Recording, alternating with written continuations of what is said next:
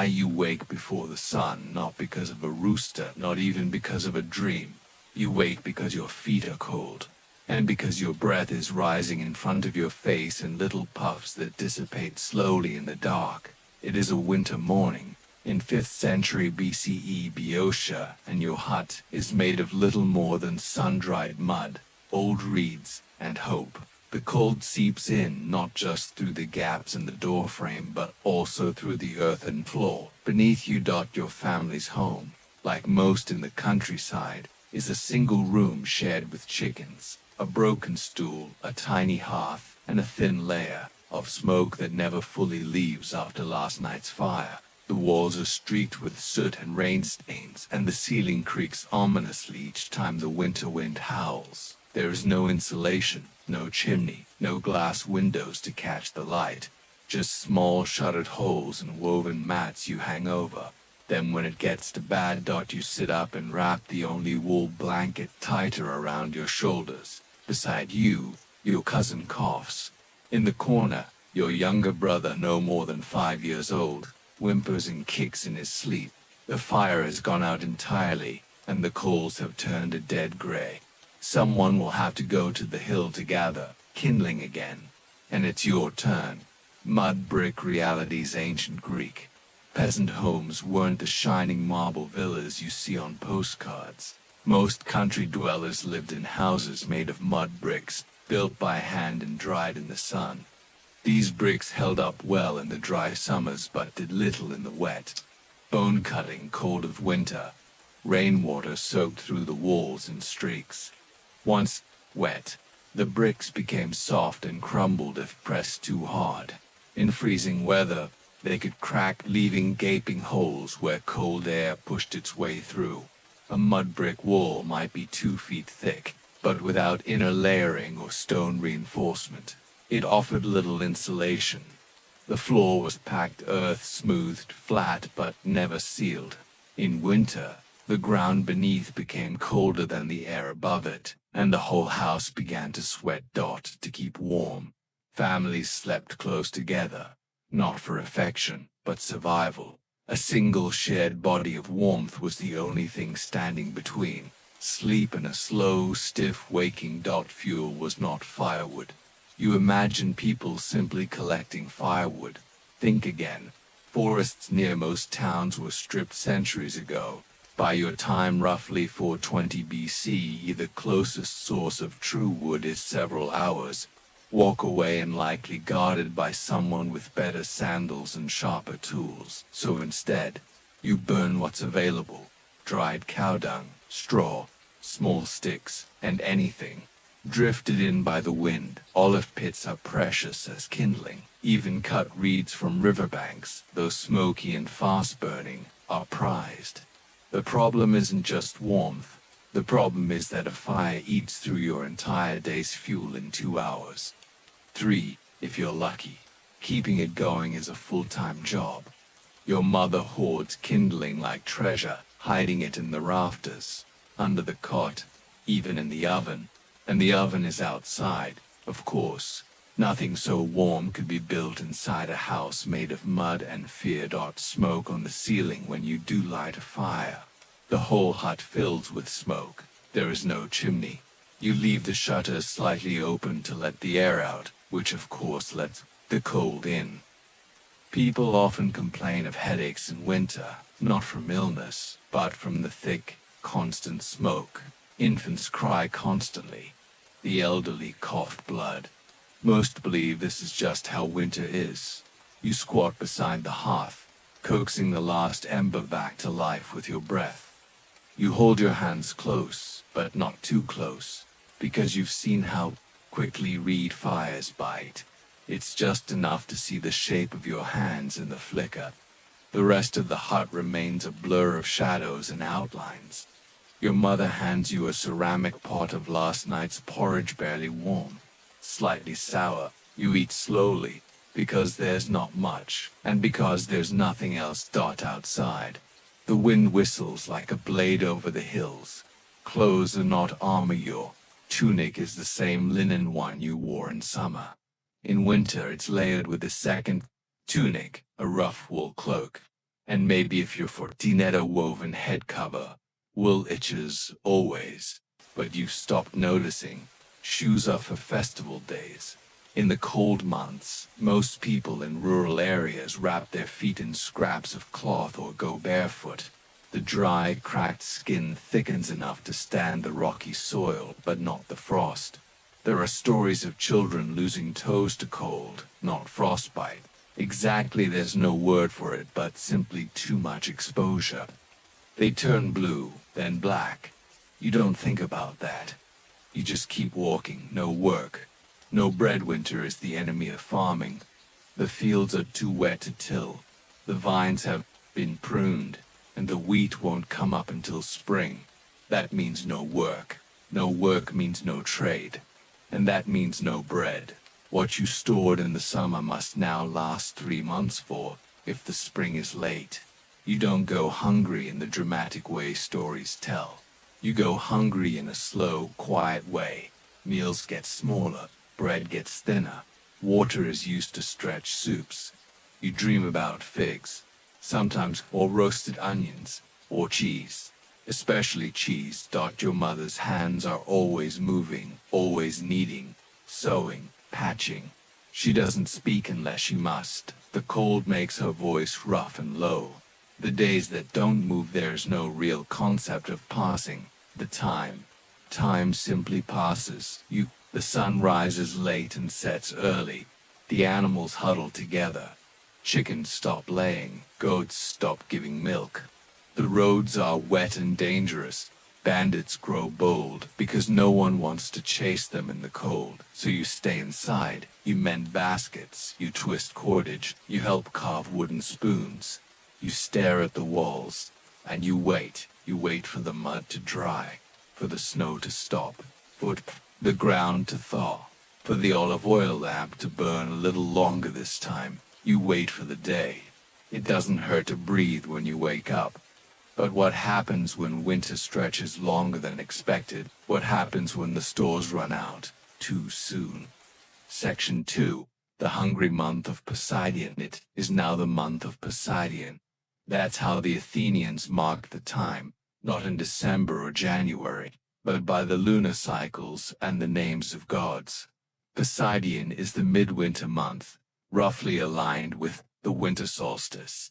It is named for Poseidon, god of the sea, but also of earthquakes, storms, and curiously horses. There is no joy in this month. Only gray skies, brittle air, and stomachs that no longer rumble, but simply ache. Your village lies in land, tucked between frost-streaked olive groves and quiet hills. The land here does not like winter. The fields turn to slush, and the clay roads dissolve into sticky mire. Even the goats complain, braying low and often, their breath clouding the air. The days are short, but it's the evenings that seem longest. A fireless evening. Your mother has decided to go without a fire tonight. There is no kindling left that's dry. The few reeds you gathered this morning are still wet from melted frost. If she lights them, the room will fill with wet smoke again, and someone, your cousin or your brother, will cough all night again. Instead, she lays warm stones in the center of the room, heated earlier during a rare hour of sunlight, now wrapped in old cloth to keep their heat just a little longer. They give off no light, only silence. You sit beside them, your hands tucked under your cloak, knees drawn up. Your grandmother murmurs something about brighter days to come. She always says that. Her voice, soft as dry leaves, tries to lift the gloom. Outside, a fox howls, or maybe it's a dog. There's no way to tell from inside the hut. The thatched roof leaks in 2 places, and you can hear the slow drip, drip, drip where someone long ago once tried to patch it with clay and broken pottery. It's not fear you feel, it's something slower, duller. It's winter, the bread that disappears in autumn. Your family stored barley in baskets, sealed with wax. You hung the baskets from the rafters to keep out mice. Every week since the cold began, you've opened one more, and each time, there's a little less than you hoped. You grind the barley by hand, with a worn stone. The flour is coarse, it doesn't rise, and it barely sticks together. But when mixed with a little olive oil and salt, if you have any left, it forms a kind of bread. You can cook over a terracotta shard. This week, the bread is thinner than ever. There's talk of stretching it further by mixing in crushed acorns, if you can find them, or grape skins left from the last pressing, if they haven't gone moldy. You scrape the bottom of the olive oil jar with a stick, trying to pull up what clings to the edges. Each meal becomes more ritual than nourishment. You chew slowly, not because you savor it, but because you must. Swallowing too quickly leaves you hungrier than before. The goats too growing thin. No festivals for the poor. The Athenians in the city hold festivals this time of year. There's the rural Dionysia, celebrating wine and comedy. They parade through the villages with phallic symbols and sing rude songs, laughing in spite of the chill. There's also the Halua, where women gather to feast in honor of Demeter, goddess of grain and fertility. But those are city things. You are far from Athens. Here, no one has wine to spare for celebration. The village priest mumbles an offering over stale bread and water. You don't remember the last time a flute was played. A neighbor once tried to hold a midwinter dance for the children, but no one came. It was too cold. The mothers wouldn't let their children leave their homes. Everyone stayed wrapped in their cloaks, waiting for morning. Even the gods, it seems, have taken shelter somewhere warmer. Water that bites. Fetching water in winter is different. The stream you drink from runs clear and fast, but now each trip takes twice as long. You wrap your hands in cloths, but it doesn't help much. The water stings when it touches your skin. It leaves your fingers red and stiff. The clay jugs crack if filled too quickly with icy water. One shattered yesterday as you carried it, cutting your leg with a sharp edge. The blood clotted fast in the cold, but your limp has not disappeared, and the stream is lower now, thin and muddy near the banks. You have to reach deeper to find clean flow. Your sleeves get soaked, so do your sandals if you still wear them. The cold travels up your arms, into your spine, until your shoulders shake. There are rumors that another village nearby had its well freeze over completely. You hope they're just rumors. Illness without names. No one has a word for pneumonia. They call it a winter illness, or the cold settling in the lungs. When someone coughs too long or breathes too shallow, the elders give them boiled herbs and prayers. But prayers are thin protection. You've seen it already this winter. An older man wrapped in too many blankets, not moving. His wife weeping quietly into her scarf. No wails, no shrieks. Just the sound of water heating slowly over a fire that cannot do anything more. Death in winter is quieter than in other seasons. The earth is too hard for deep graves. Sometimes the men dig only as far as they can and cover the rest with stones. No one speaks of it directly, but you notice when the hut across the path goes dark and no smoke rises from its roof the next morning. You notice when there are fewer voices in the field. You notice cold and silence in the city. People write and argue and debate all year long, but in the countryside, the winter months go still. No one visits unless they must.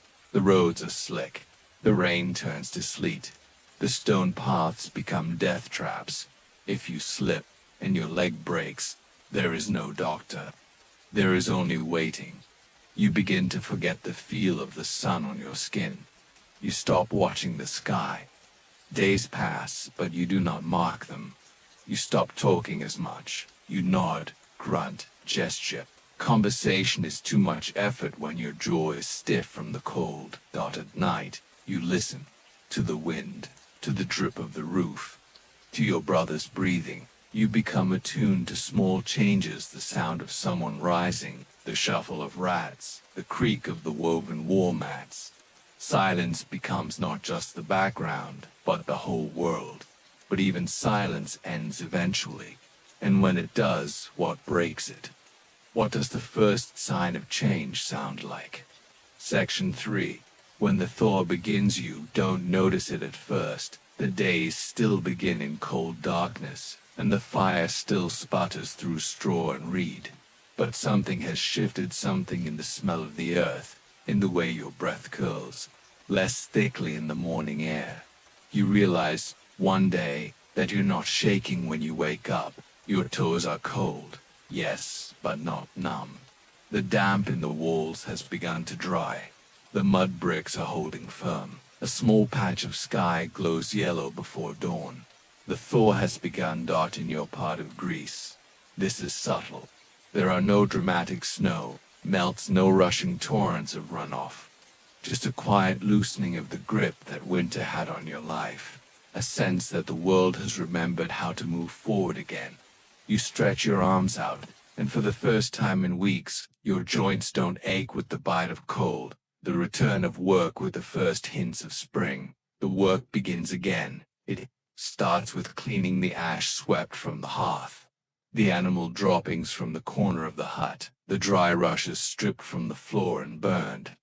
You open the shutter and let in light, real light, not filtered through smoke or storm. The men walk the perimeter of the fields.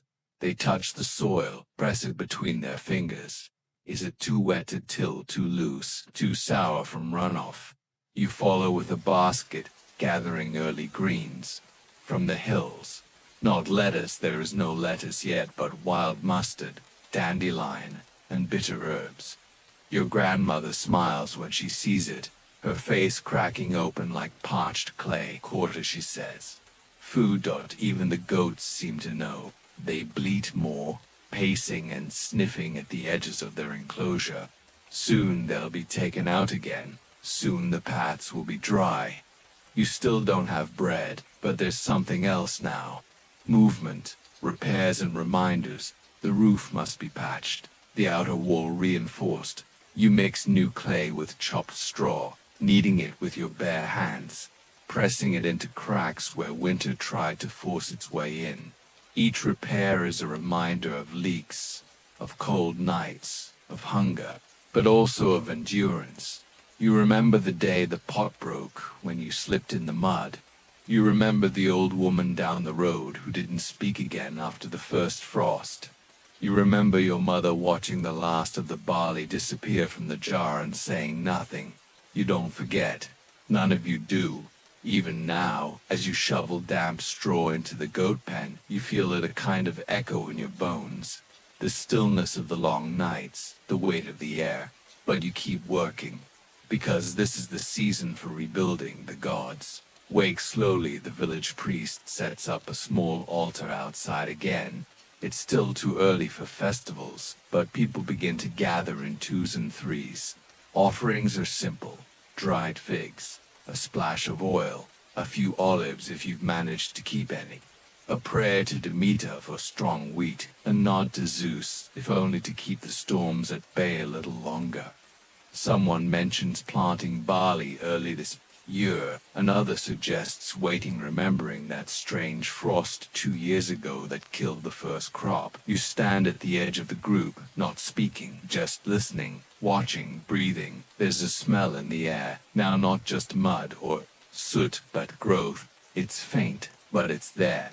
Even the gods, it seems, are stirring from their winter slumber. Lessons in stillness. You begin to realize that winter isn't something you survive just once. It lives in the grain jars you check every few days. It lives in the firewood you start collecting again, even though it's warm now. It lives in your decision to mend the old cloak instead of discarding it.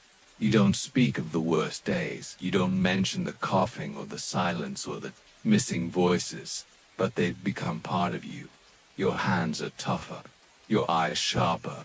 You walk differently now, more carefully, more deliberately. More deliberately.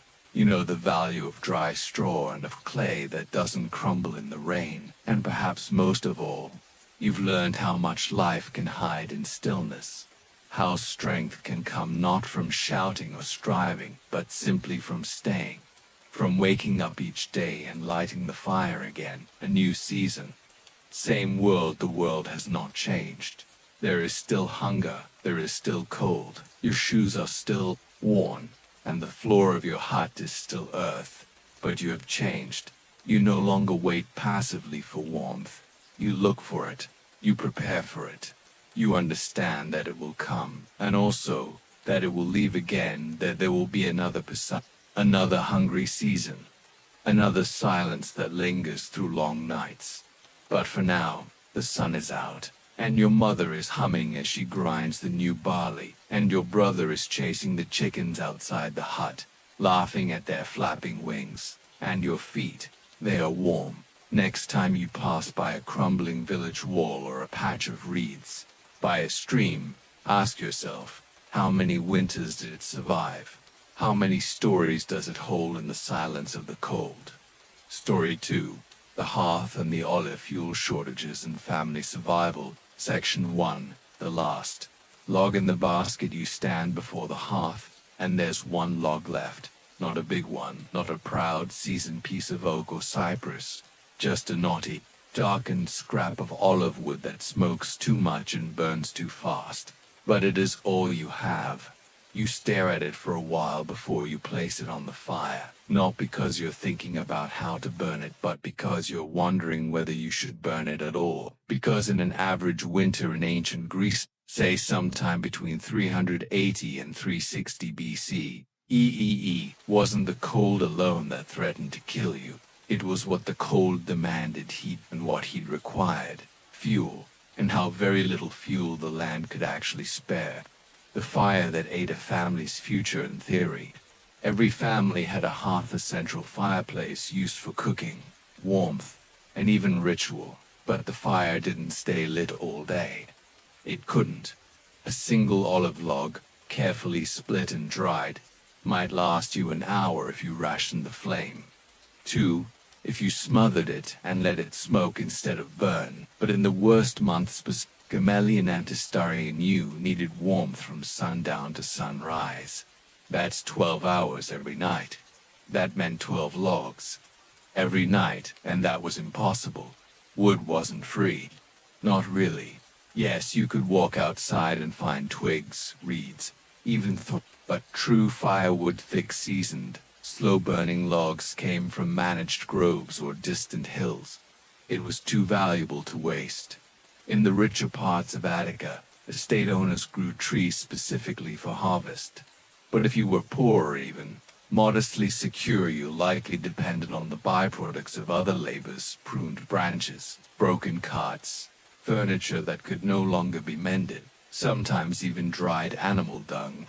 Fires were small, rare, strategic, often lit only for cooking and snuffed quickly after. Your hearth wasn't just for heat. It was a ledger of your family's survival. Olive wood and its smoke. Most trees were too precious to chop. Olive trees especially. They were sacred. Economically sacred. Legally sacred. So much so that cutting down an olive tree in Athens was punishable by exile or worse depending on the season and the damage.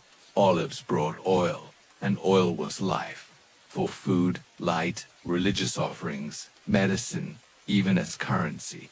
No one in their right mind burned an olive tree unless it was already dead or dying. Even then you had to hide the evidence. But olive wood, if you could get it, burned long and hot, and it smoked. Thick resinous smoke that clung to your clothes and lined the ceiling with soot. In poorly ventilated homes, that smoke could become deadly, choking infants, blackening teeth, causing the old to slip into wheezing silence long before their time, and yet it was better than nothing. You remember a time 2 winters ago when a neighbor's roof caught fire, not from lightning or war but from smoke buildup, dry straw, and a sudden gust through a windowless wall. The family survived. The roof did not. They rebuilt it with what they had, woven reeds, patched cloth, and prayer. They never lit another full fire again. Dung and dignity. When there was no wood, there was dung. Cow dung, goat droppings, even horse manure if you were lucky enough to live near stables, dried carefully in the sun, stored in baskets, and stacked with care. These cakes of filth became fuel. They burned fast and hot, not long-lasting but enough to warm a small pot of stew or a child's frostbitten hands. The smell lingered. It clung, but so did life. Children were often sent out to collect it, walking fields and lanes, scraping fresh piles into baskets, then drying them near the oven. In some places this was considered a household chore like any other. In others, it was a mark of deep poverty, a visible sign that the hearth was hungry and the storeroom bare. But winter didn't care for dignity. You remember watching your mother scrape dung from under the neighbor's oxen cart, muttering thanks under her breath. You remember helping her stack it neatly in the corner, between the wall and the cot where your grandmother slept. You remember the warmth it gave and how you never told anyone where it came from. A family's fire schedule in your house. The fire has a rhythm. Morning, nothing. Just the embers from last night, if you were careful. Breakfast is cold, barley mash or leftover, lentils eaten with stiff fingers and muted voices. Midday, a small flare to cook the flat bread if you have flour and warm water for tea. You might add dried herbs if any remain, or honey if you traded well in the summer. The evening the fire is lit and full, if you can manage it. This is the family's gathering time when all hands are needed to spin. So, mend, scrape, light is as important as heat now. Night, the fire is banged, covered with ash to keep the coals alive until morning. If the coals go out, you must relight them by friction or flint, or ask a neighbor. But asking comes with its own shame. There is no waste. Every splinter, every twist of straw, every crumb of charcoal is saved, used, and reused. Children are taught to sit close, but not too close, to watch for sparks, to never fall asleep with a log unattended. The hearth is the center of life, but it is also dangerous. Shared heat, shared space in wealthier homes, though wealth is relative multiple. Generations sleep in the same room for warmth. You've slept beside your siblings every night since the cold began, back to back, feet tucked into armpits, arms cradled under cloaks, not because you're close, but because space is warmth. Sometimes the goats sleep indoors too. Their breath warms the air. Their bodies block the draft from the door. Their centripe and barnyard rich becomes something you don't notice anymore. You once heard of a family that let their donkey sleep inside for 3 weeks. They swore the room stayed 10 degrees warmer. The floors never fully recovered. Privacy is a summer luxury. In winter, warmth is communal, and boundaries blur. It is a season for survival, not solitude. But what happens when the fire dies and there is no more fuel to gather? How do you keep a household alive when the land gives nothing more? Section 2. When the fire goes out, the fire dies in the middle of the night, not with a roar or a flicker, not even with a wisp of smoke. It simply gives up. The last of the coals darken under their blanket of ash, and the warmth drains from the room like breath from a tired chest. You wake to silence, real silence, the kind that settles in the walls, the kind that lets you hear your own heartbeat. Your brother, beside you, is curled so tightly you think he might vanish into his own skin. You touch his back, it's cold, the fire is gone. You sit up, the floor is like stone. You push aside the woven blanket and make your way to the hearth barefoot, careful. The clay tiles are gritty with old ash.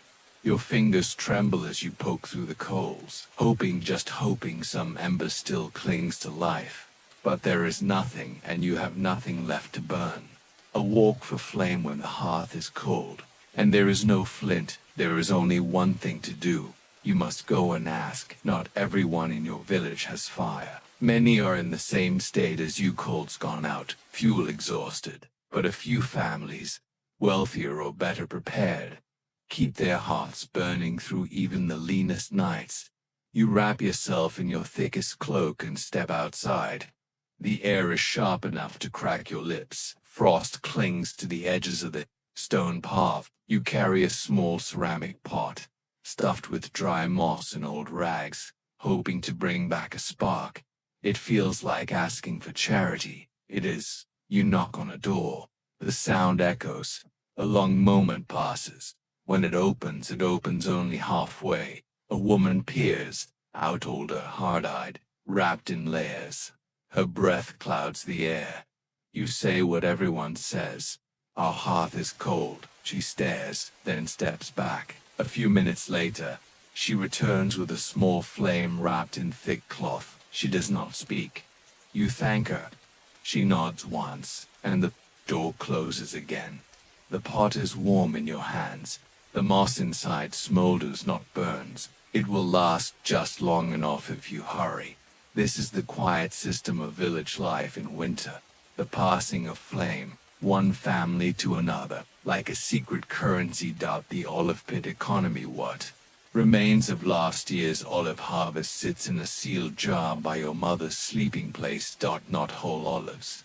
No one would dare waste them. These are pits.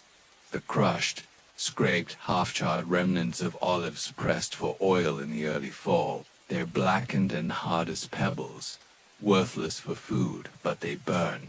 You've saved them all winter, in handfuls, drying them on scraps of cloth beside the oven. Today you feed them to the new flame. They crack and pop like tiny stones, but they catch, and soon the hearth glows again. The room begins to smell faintly of burnt olive and ash. Not pleasant, not awful, just life. The smoke curls upward and lingers beneath the roof. Your grandmother stirs.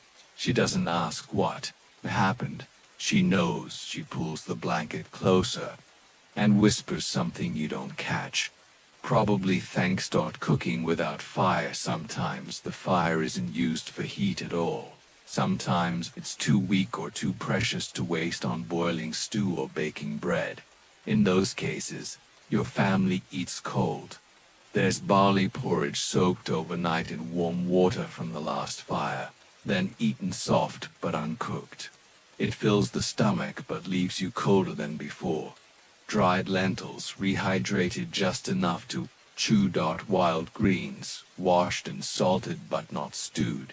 If there's oil, you drizzle it over everything. Oil is warmth. Oil is calories, but even oil can run out.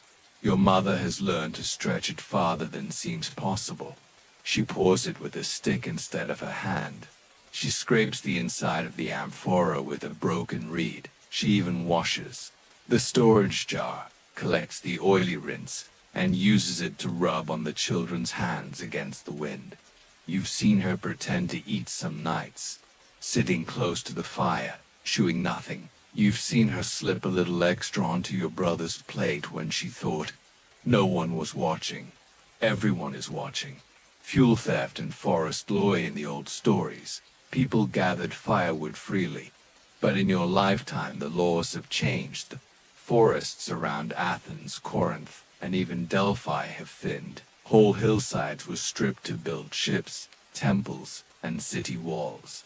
What's left is regulated, watched. Even in the countryside, trees are property. Wood has value. Stealing firewood is dangerous, not because of the act but because of the judgment. If you are caught taking branches from another family's grove, you may be shamed, fined, or worse, banned from future trade. But the line between gathering and stealing is thin. You remember the winter 2 years ago, when a young man from the next village was found carrying a bundle of olive prunings. The trees weren't his. No one had given him permission. He said he was cold. They said the law didn't care. They beat him, not severely but enough to send a message. That message was passed in whispers for weeks. Children and fire children learn the fire rules before they learn to read. They learn how to sit near it, how to avoid the smoke, how to blow gently on coals.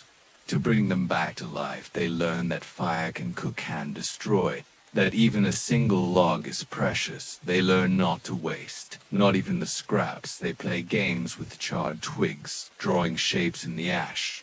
They learn to watch for the tiny curl of smoke that means fuel is catching. They treat the hearth with the same awe the elders give to gods. That's not fear. It's reverence. When the fire goes out, they notice. When it's lit again, they celebrate. Quietly in the silence of winter, warmth is a kind of music. But what happens when the land itself begins to run out, when even dung and olive pits can no longer be found? Is there such a thing as a winter without fire? Section 3. The winter without flame. There are winters when the fire simply doesn't come back, not because of carelessness, not because of laziness, but because the land, the people, and the stores give nothing more. These winters are remembered for generations, not in songs or scrolls, but in quiet nods, half-spoken phrases, or the way elders stare at a fire too long. The year is 367 BCE. You are a young teen, old enough to be sent alone to gather fuel, but not yet trusted to ration the food jars. You live near a low mountain slope between Megra and Eleusis. The olive trees on your family's land are older than your great-grandfather's stories, but this winter, the olives failed. A late frost, a hard summer. The oil was thin, and the pits too few to burn. Your family lights a fire every 3 nights now, just long enough to cook and dry out clothes. You sleep close, still wrapped in your cloaks during the day. You do not remember the last time the room was truly warm, a fireless routine with no fire. Time becomes marked differently. You wake when the frost begins to melt, not from warmth, but from the slight light that filters through the reed mat over the window. You eat what needs no heat: dry figs, cold barley mash, last year's pickled turnips. Your tasks take longer without fire. Water won't warm, thread won't dry, and the clay oven sits cold and unused in the yard, gathering dust and rain. The hearth still stands in the center of the room, but it's become something else. Not a place of activity, but a kind of shrine. You walk around it out of habit, speak near it in hushed tones. Its emptiness is heavy. Some families in the village have sold furniture for firewood. Others have dug up their grapevine's old roots that burn hot, but at the cost of a future harvest. There are rumors of a boy stealing a wooden idol from the shrine of Apollo just to burn it. No one confirms this. No one wants to. And yet, you understand, desperation makes decisions. The mouth cannot speak aloud. Heat from other things when fire is gone. Warmth comes from movement. You work more twisting cords, walking the perimeter of the olive groves, lifting stones, digging shallow drainage trenches to keep the hut from flooding. You keep moving, not because the work must be done, but because to stop is to grow cold. Your mother teaches you to make a heated raft from stones, small flat rocks warmed outside during the peak of sunlight, then tied inside fabric and placed against your chest. The warmth fades quickly, but the feeling stays. At night, everyone sleeps beneath double layers of old cloth. You press your feet into your brother's side, his face tucked into your shoulder. You breathe through your nose to conserve heat. No one speaks in the mornings, not until the sun is high enough to touch the floor. The quiet becomes part of your body, cold in the temples even. The gods feel distant in a winter like this. The priest at the village altar no longer burns offerings. The oil is gone, and the wood is too dear. Instead, he holds up a torch unlit hand, recites the rites with nothing but his voice and the wind. You go to the temple with your uncle, not for prayer, but because there is less draft in the stone walls. The ancient marble feels warmer than your own house. You sit for an hour, listening to an old woman chant verses from memory, her hands moving like slow wings. You do not know the meaning of the words, but you know the rhythm. The temple, too, is a kind of hearth, not for the body but for the mind. For the hope that this season will end, as others have before it. That the flame will return. Thieves of the winter, not all desperation is honest. One morning you find footprints near the edge of your olive grove, fresh ones, pressed deep into the wet earth. A limb has been cut clean from one of the trees, taken in the night. Your father is quiet when he sees it. He doesn't shout, doesn't curse, just stands, staring at the cut, as though it were a wound on the body of someone he loved. The branch is gone. No trace remains but the stumped wood and the hollow feeling in your chest. That branch won't grow back for years. The olive harvest will suffer, but someone, somewhere, is warm tonight. And part of you doesn't even resent them. You understand there's no war, no invasion, no plague. Just a winter too long and too thin for everyone to survive it equally, and still, the tree stands. So does your family, so do you. When the flame returns, it happens slowly. One day, the clay path outside begins to dry at the edges. The frost lingers only until mid-morning. A neighbor returns from a trade journey with word that the roads to Athens are passable again. Soon you gather branches from a wind-felled fig tree near the river. Not ideal wood, but good enough. You build a fire that night, not for cooking, not for warmth, but simply because you can. The flame dances like something ancient, something rediscovered. The whole room glows. Your mother weeps quietly, not from joy but from the release of holding too much silence for too long. You stare at the fire like it's a living thing, and in a way it is dot fire. In winter is not just warmth, it is memory, of hunger, of resilience, of what you carried through the cold dot, and so the hearth, empty for so long, becomes a home again. Not just because it burns, but because it teaches you that even when flame fades, the will to tend it does not. Story 3. Salt fish and bitter greens. The monotony of winter meals. Section 1. The table grows cold. There are many kinds of hunger in a Greek winter. There is the sharp hunger of a missed meal, the gnawing emptiness of a day with only barley broth. But there is also a slower, duller hunger, one that creeps in, not from the absence of food, but from its sameness. Day after day, week after week, a bowl of the same gray mash, a strip of fish as dry as bark, the same bitter greens that sting the tongue and stain the teeth. You will not die of starvation this winter, but you may come to understand how hunger can survive even in a full stomach. A winter kitchenette is the month of Pisidian deep in the winter calendar, and you are the third daughter in a household that rarely notices your presence unless the pot boils over or the bread burns. Your home is small, just one main room, a tiny cooking corner, and a covered space outside where the oven sits unused more often than not. There is no open fire, now only embers, carefully preserved from the night before. Each morning begins the same. You rise before the light, unwrap your shawl, and step into the cold without hesitation. Water must be drawn before others wake. The cooking stones must be cleared of last night's ash. You soak lentils in cold rainwater, knowing full well they will never soften completely. The larder is not empty. It is worse. It is predictable. A row of clay jars, barley, lentils, pickled leeks, a thin remnant of olive oil, and at least 3 sacks of dried greens. There's no cheese left. No onions either, those were bartered away weeks ago. What remains is what always remains. Salt fish. You used to love it, before the winter, before it was served every day.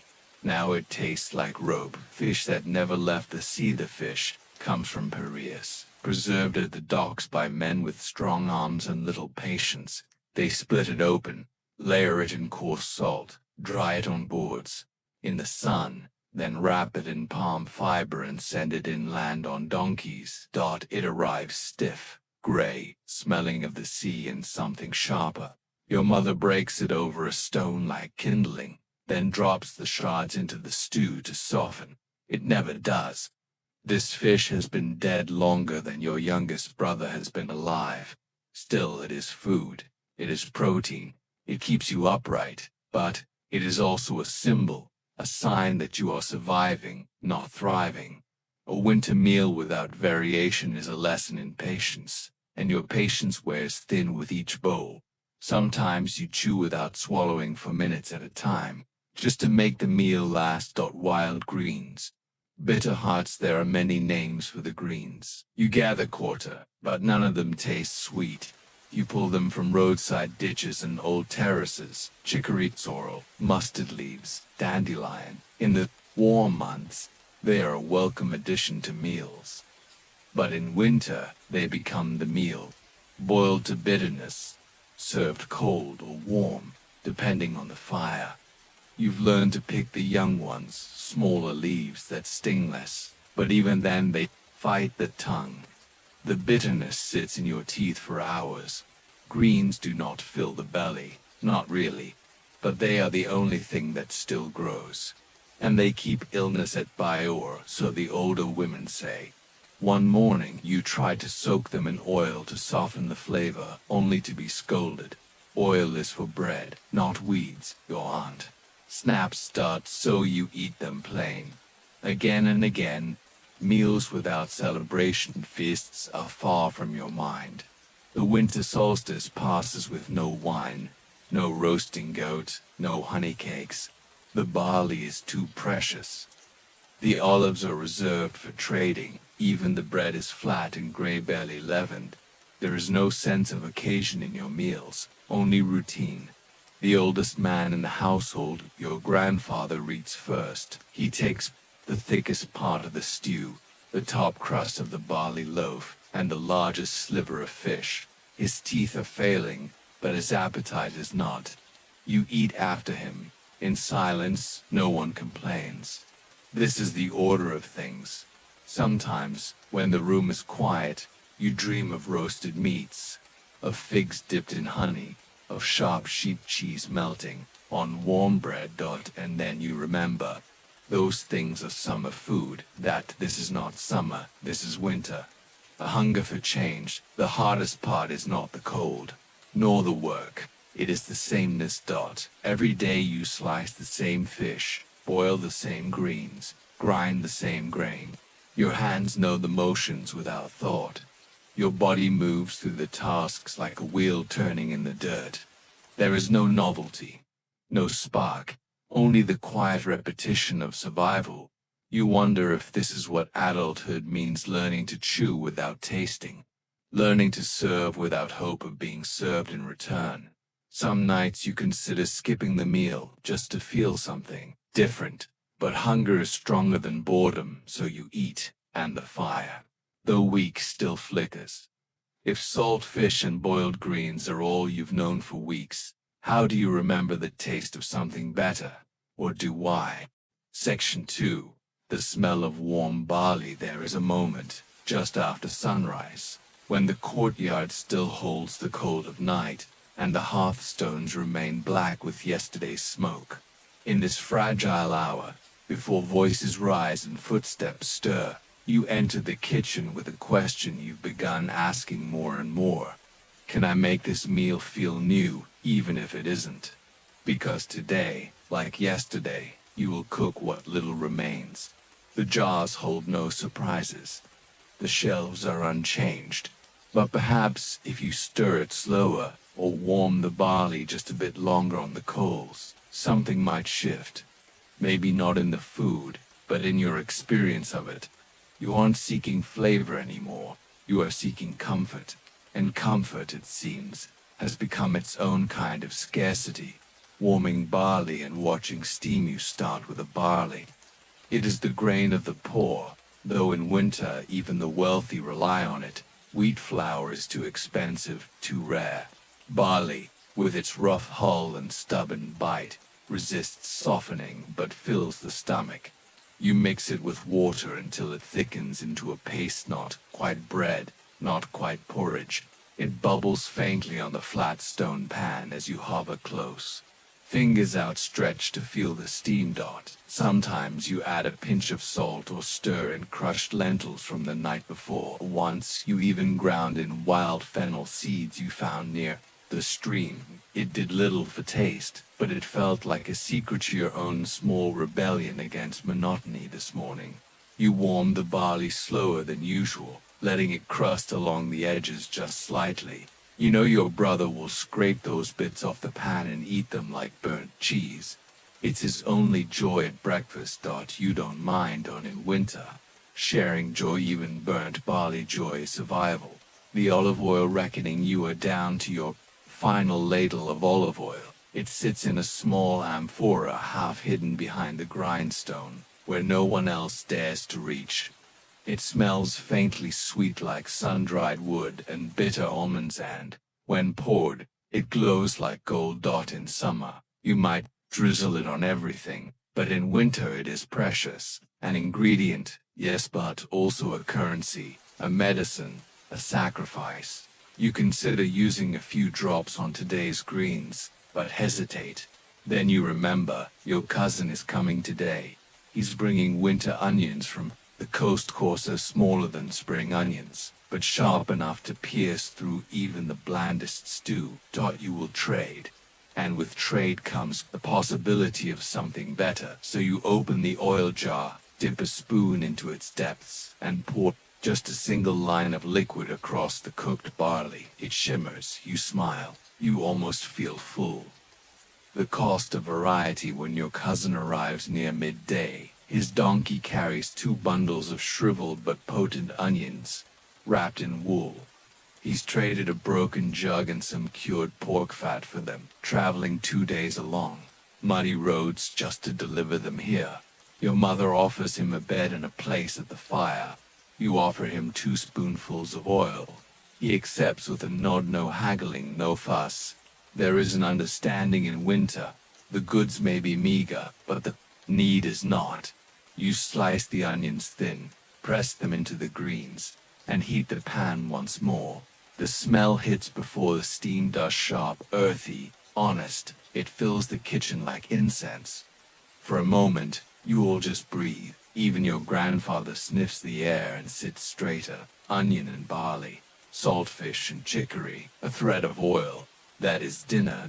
And tonight, it feels like a feast. The silent art of making dough. You've learned a quiet kind of creativity, one your grandmother never named, but practiced daily. The ability to make small meals feel whole. The skill of folding 1 spoon of something into 3 bowls.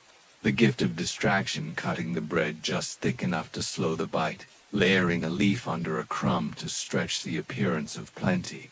There are rules, unspoken, but solid as stone. You may boil the fish, but not fry it. It wastes oil. You may sweeten lentils with old wine, but not honey that is for the gods. You may sneak a root from the herbal pot, but only if no one's coughing. You break one of these rules once, secretly grating a dried fig rind into the barley. It tastes of dust. No one notices. Still, for a moment, you feel like a priestess. You've transformed something ordinary into something less ordinary. That, in winter, is a sacred act. The stories you eat. By now, you've begun associating certain meals with certain days. Thicker lentil stew means someone was successful in the fields. Extra olives mean a guest is expected. Flatbread without herbs means the herb jar has gone empty. You can read your family's mood by the shape of the bread. In many ways, your meals are stories. They say, we still have salt, we still trade, we still gather. We have not broken the last jar. Not yet. Even the fish tells a story. Not of oceans, but of distance. Someone walked that fish here, wrapped it, carried it, slept beside it, handed it off to a merchant who haggled it into your village. Every bite, there's a bite of someone else's winter. And as you chew, you imagine them 2 cooking in silence, boiling greens, missing onions. You are not alone in your monotony. That, too, is a strange comfort. When a single onion can feel like a feast, what does that say about how people endured long before grocery shops and full pantries? Section 3. The last jar and the first thought. The jar is nearly empty now. It rests on its side near the hearth, balanced on a wedge of old wood so the last trickle of oil might pool where a spoon can reach it. You don't lift it often anymore, unless the meal truly calls for it, and today it does not. The barley is plain. The greens are tougher than ever. The salt fishes go eaten 3 days ago, in an early celebration of nothing in particular. Even the wild herbs seem to have surrendered to the cold. The mortar remains dry, the pestle unused. Still, you cook, you must, because even dull meals keep time marching forward.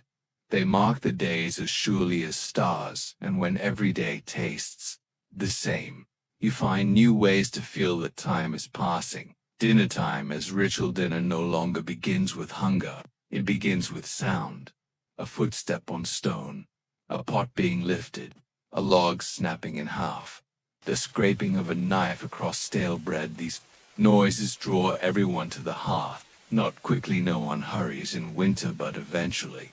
You serve the food without speaking. It is understood what has been cooked, how little remains, and how long until the next merchant may come. Each person takes their portion with care.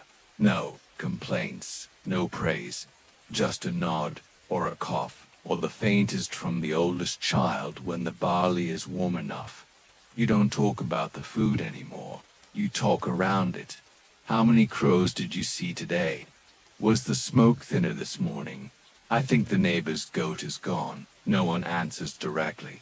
But the words do their work. They soften the quiet. It's not that you're sad, it's that you are still. And stillness in winter is not always despair. Sometimes it is survival. Food as a memory keeper. There was a fig tree near the river once. You used to sit beneath it, a slice of bread in one hand, a green fig in the other. You were 6. You didn't know what bitter tasted like then. Now you remember that fig as impossibly sweet. The tongue remembers what the heart forgets. The crunch of roasted chickpeas, the pop of pomegranate seeds, the sting of raw garlic. You recall these not as tastes, but as textures of time. You've noticed others doing the same. Your uncle stares into his bowl and says nothing for a long time. Then, this stew reminds me of a winter anemia year of the heavy frost. The olives froze on the branch. No one asks questions. They just listen. Food, even bad food, gives permission to remember. And remembrance is a powerful form of nourishment. It keeps your stomach half full, your mind half warm. A festival without feast. The new moon rises, bringing the time of Lanai, a small festival, once full of laughter, vines, and theatrical jest. In other years there would be wine and singing, bread soaked in oil, and figs wrapped in bay leaves, but this year there will be none of that. Still, you mark the night. You hang a dried sprig of ivy by the doorway. Your mother carves a mask from bark and places it by the fire, not to wear, just to remember. Your brother draws a spiral in the dust with his toe. It means nothing, but it gives the floor something new. You light a candle not because you need it, but because light itself. It feels ceremonial. That then you eat barley with crushed garlic. It burns the tongue. You welcome the pain. It means you're alive, and that is what the festival really celebrates. That you are still here, even without wine, even without figs, even without a chorus. Still here. Spring hunger. You might think the hardest part of the Greek winter was the middle, when supplies are low and the cold is sharpest. But that isn't quite true. The worst hunger comes in spring. By then, the jars are empty, the stores are dust. You've eaten the broken lentils, the spoiled cheese, the dried roots meant for livestock. You've steeped old olive pits in wine to fake flavor. You've turned grape skins into mush and spread it on dry bread just to keep chewing. Spring promises bounty, but delivers slowly. The first greens emerge, shyly sorrel, dandelion, mustard leaf, but you cannot take too many. You must wait, watch, let them seed. You become a forager and a priest, a steward of weeds, a protector of bitter things. One false move and the harvest will fail before it begins. So you hold your hunger like a knife with care, and wait, the first bite of newness. Then one morning your brother runs into the house, breathless there. Here, you know what he means. The merchants thought you drop the broom, grab your sandals and follow him to the road. There, bouncing in the sun-dried mud, are 2 mules, 3 sacks of grain, and a dozen jars sealed in wax. The trader is half asleep on his cot, blinking through the smoke of his own travel fire. He smells of fish and vinegar and wind. You don't care. You see new olives, fresh oil, dried figs, and something wrapped in cloth that smells faintly of cinnamon, real cinnamon, from somewhere beyond your known world. You trade a blanket for a handful of dates. Your mother gives up a spool of thread for a jar of salted capers. Your brother offers a pair of sandals for 1 wedge of goat cheese. It's extravagant, wasteful, irresponsible. That night you eat the dates with reverence. They are soft and sticky and sweeter than memory. You cry silently. No one notices. Everyone is too busy chewing if you survived the winter. What did it teach you about the taste of enough? Story 4. When the roads disappeared, isolation in the Greek Highlands. Section 1. The trail before the snow. The road to the village winds like a lazy snake. It isn't paved. It's barely packed earth, edged by stones that look like they were arranged more by gravity than by hand. In summer it takes you a day to walk it. In autumn a day and a half, but in winter the road disappears. It becomes something else entirely, a place of risk, memory, and muffled sound. And if you're not prepared for what the snow will take away, you might not see your neighbors or the outside world again until the thaw. Let's begin before that. Let's begin on the last dry morning, when the road is still visible. The geography of separation. The Greek highlands are no easy place to live. Unlike the broad plains of Thessaly or the coastal abundance of the Peloponnese, these inland ridges are steep and irregular, with narrow ledges and weather-worn cliffs that demand constant attention. Villages cling to the mountains like barnacles to a ship. Each one is its own world. Paths between them twist through gorges, skirt cliff edges, or cross icy streams by means of flat rocks or, if you're lucky, a rope bridge. And the roads, they aren't really roads, they're trails widened by repetition. They carry donkeys, carts, and sometimes a pair of traveling peddlers who exchange combs for eggs, but no one calls them safe, even in dry seasons. You plan your walk carefully, pack goat's milk, wrap your feet in layers, say a prayer to Hermes for steady footing, because if you fall, no one will know until someone else happens to pass, and that could take days. The winter makes all this worse, much worse. Watching the storm come, you can always feel the storm before it arrives. It's not the sky, though the clouds thicken like milk. It's not the animals, though the goats grow nervous, and the dog whines at the closed door. It's not even the wind, which changes direction and grows tight, like a harp string dot. It's the people. On the last day before snow, there's a hurried kind of stillness in the air. People go about their chores quickly but quietly. Conversations are clipped. Doors are shut with more purpose, and most importantly, the travelers return. You see them trickle in from every bend, and the trailmen with walking sticks, women with baskets tied to their backs, even an old priest with a cracked icon tucked under his arm. They've come home before the road vanishes, because they know you do not want to be caught halfway between villages when the snow begins. Not here. Not now. The first day after the morning after the storm, everything is different. The road is gone. You know exactly where it should be. You've walked it hundreds of times. You know every stone, every curve, every hollowed log used as a marker. But today, they are buried under silence. And that's what snow does best in the mountains. It silences. The goat does not bray. The chickens do not peck. The usual rattle of pots or gossip over fences is replaced with the dull whisper of snowfall. You try to walk the road anyway, just to see, just to be sure. But 5 steps in, you can't find your own footprints behind you. Even the memory of the path begins to fade. So you'll return to the house and tie a red ribbon on the door, not for decoration, not for protection, but so, if the snow piles up, Someone might still find it, and you, a village turned inward once the road is lost. The village turns in on itself. People who usually pass one another daily might go a week without speaking. Those who live on the upper ledges near the olive trees or the old watchtower are practically isolated from those in the lower yards, and still life must continue. Fires are kept burning day and night. The smoke curls upward in strange shapes, as if it, too, doesn't know where to go. Food is rationed carefully. You don't dare eat the good cheese. You save the winter onions. You whisper prayers over the last of the chickpeas. Water becomes strange. You must break through ice to reach the stream. If you wait too long, the ice thickens. If you go too soon, the ground gives way beneath you, and then there is the cough. Always someone coughing, always someone older. You wonder whether to visit, but the snow makes that choice for you.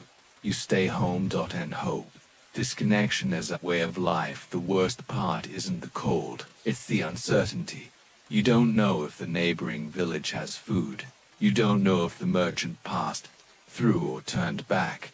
You don't know if your cousin made it home before the snow fell. You don't know anything beyond the white walls of your small world. It is a humbling kind of helplessness. No letters can come. No runners will risk the trail. No messengers, no news, no comfort. The world narrows to your hearth, your hands, and the slow rhythm of winter chores.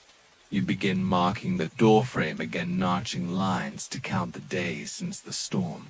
You aren't sure what you're waiting for. A sign, a thaw, a footstep in the snow, or perhaps just the sound of someone else's voice. Anything to remind you that you are not entirely alone. But when the road disappears, how long before you begin to forget what it connected you to? Section 2. Surviving the silence. You wake up on the 9th morning of snow. The fire has burned low again. The last of the resinous pine logs gave off too much smoke and not enough heat. Your clothes hung to dry near the hearth are still damp, and the stone floor bites at your bare feet as you stretch toward the kettle. The water inside. It is frozen, not solid but slushy, with a crust of ice that breaks apart with a wooden spoon. This is the part of winter people rarely write about. The boredom, the sameness, the soft creeping fear that begins when all the dramatic parts are over. The storm has passed. The damage is done. Now it's just you, and time, and snow, and isolation becomes routine. It doesn't take long for the body to adapt. Your footsteps become quieter. You don't talk as much, not because there's no one to talk to, but because sound begins to feel out of place. Even your breath adjusts, growing shallow in the cold air. And so begins the quiet rhythm of daily survival. Morning, stir the fire, break the ice in the water jar, feed the animals if they're still alive. Afternoon, stir the lentils, rub the oil into the soles of your shoes, wind thread onto a spindle just to keep your fingers moving. Evening, pray a little or pretend to. Mostly you just mutter the same phrase again and again until your voice starts to feel like company. Night, don't think, just sleep, if you can. This is winter in the Greek highlands. Not a battle against nature, but a long negotiation with it. A question posed each day. Can you endure one more? And so far the answer has been yes, but only just. The dangers you don't expect when people speak of brutal winters. They think of frostbite, of wolves, of avalanche, but what you really fear is a bad step. 1 foot on a snow-covered hole where the road should have been, and your leg breaks. No help will come. Or maybe the chimney flue clogs. You don't notice right away, but the smoke has nowhere to go. You wake up dizzy, throat raw, air heavy. You open the window only to be hit with a wall of freezing air. There's no in-between, no safety, or worse. The food turns. The last of the butter has grown moldy. The salted fish smells wrong. The lentils are soft. A sack of flour has gone bitter, and your stomach twists after eating it. You begin to measure everything more carefully. 1 piece of dried bread, soaked in goat broth, A split between morning and evening that isn't just about having enough, it's about having enough that's still good, because once it's gone, there's nothing else. Wordless worries, and then, of course, there are the things you can't name. Why is the dog barking again at night? Why does the water in the jar freeze so much faster now? Why are the chickens so quiet? You write stories in your head, imagining that the merchant who visits every few weeks has made it through the snow, that he's camped just below the ridge, that he'll arrive tomorrow with salt and news and apples.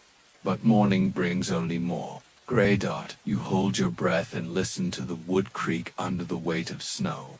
A single branch snaps, echoing like thunder. You think of the people in the next village. You know they're out there, but the silence grows heavy, heavy enough to make you wonder if you only imagine them. Memory and the loss of distance by the second week of isolation. Your sense of distance changes. You try to remember how long it took to walk to the next village. A few hours, a whole day. You aren't sure anymore.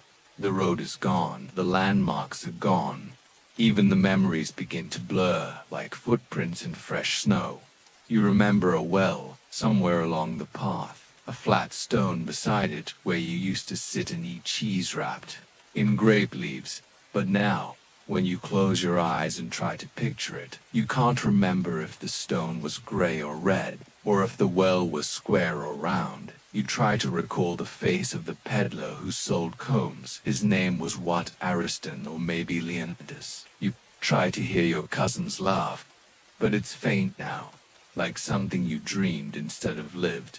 You worry, not just about surviving, but about forgetting the people, the way, the very idea of outside. You didn't expect memory to be one of the casualties of the snowdog winter as a divider of time in ancient calendars.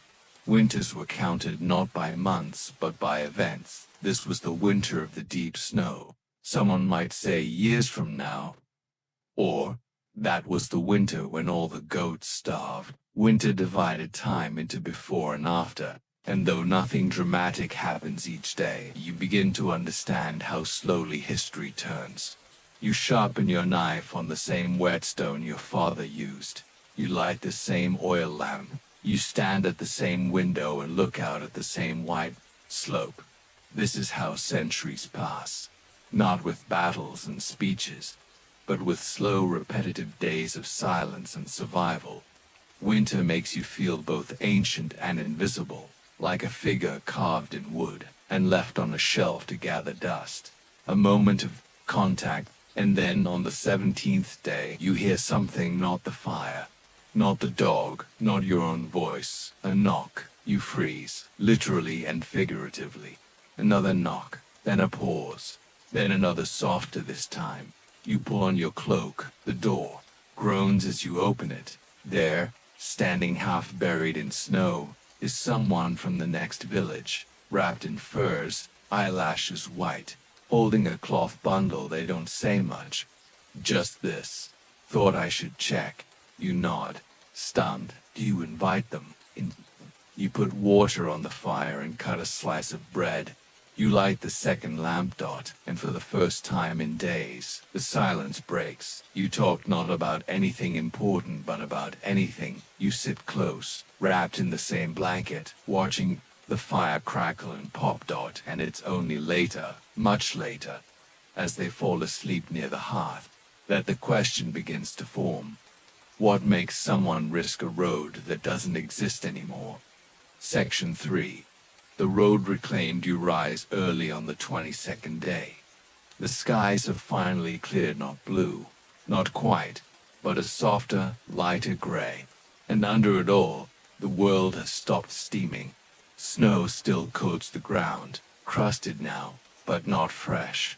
The wind has changed. It's no longer that sharp, biting chill that cuts through every seam in your cloak. It's quieter, softer, as if it, too, is tired of winter. The fire still crackles. Your visitor still sleeps, curled on the bench near the hearth, wrapped in every spare blanket you own.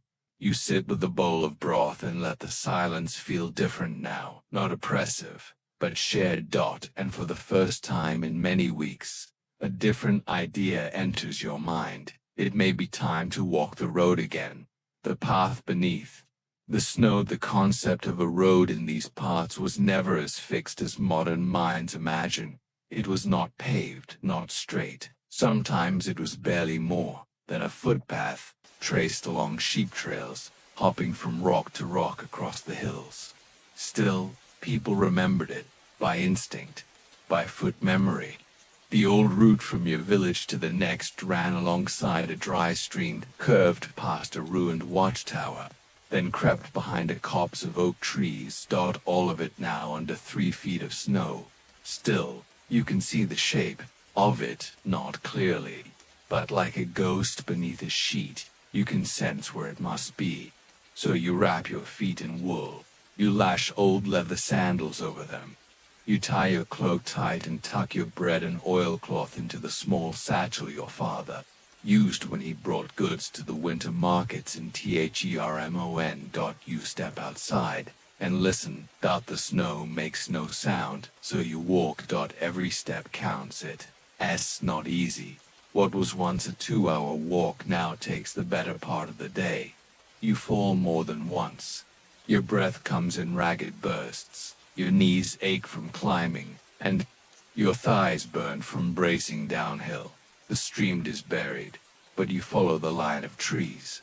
At one point, you find a branch stuck in the snow like a marker. At another, a small cairn stone stacked by some hand before the storms came. And every time you reach a familiar bend or stump or shadow, you feel it like a victory. A grand victory, but one that matters all the same. Because the road didn't disappear, you just had to learn to see it again. What the other side looks like when you reach the next village, if you can even call it a village anymore. It looks smaller, quieter. You wonder if it always did. 3 of the houses have collapsed from snow weight. A roof lies crumpled like paper. Chickens wander without direction, pecking at frozen grains. A woman, wrapped in 2 cloaks, waves without rising from her crouch near the ash pile. And yet there is movement. A boy drags a sled of wood from the grove. 2 elders sit together, grinding barley into meal. A small girl peeks from behind a curtain, watching you with wide, suttered eyes. You aren't the first one to reclaim the road. Others have walked it. Not many, not often, but enough to keep the memory of it alive. They welcome you inside. You share broth and news. A cousin had a child. A mule fell into a ravine. There was an owl nesting in the bathhouse chimney. A barrel of olives exploded from the cold. Nothing important in everything that you stay the night. You sleep beside the hearth on a wool-stuffed mat, the same way generations before you did. And in the quiet of early dawn, as the smoke rises and the stew pot steams, someone says, "We thought this would be the winter that broke us." You nod, not because it didn't, but because somehow it didn't matter. What is lost, and what survives later you help them dig. Not for graves, though there are some, but for doorways, for tools lost under the drift, for a wine jar someone believes was buried near the goat pen before the second storm. The work is slow, fingers freeze. But you laugh now, not because things are better, but because laughter comes more easily when silence isn't the only option, and it becomes clear winter isn't what took everything, it's what revealed what could endure. Walls still stand, the people are still here, the road is still traceable, if faint. You wonder how many other stories are buried under this snow, literally and figuratively. How many bones of the past are hidden beneath drift in time.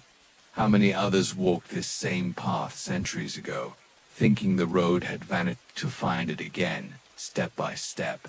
One final message when you return to your own village 2 days later.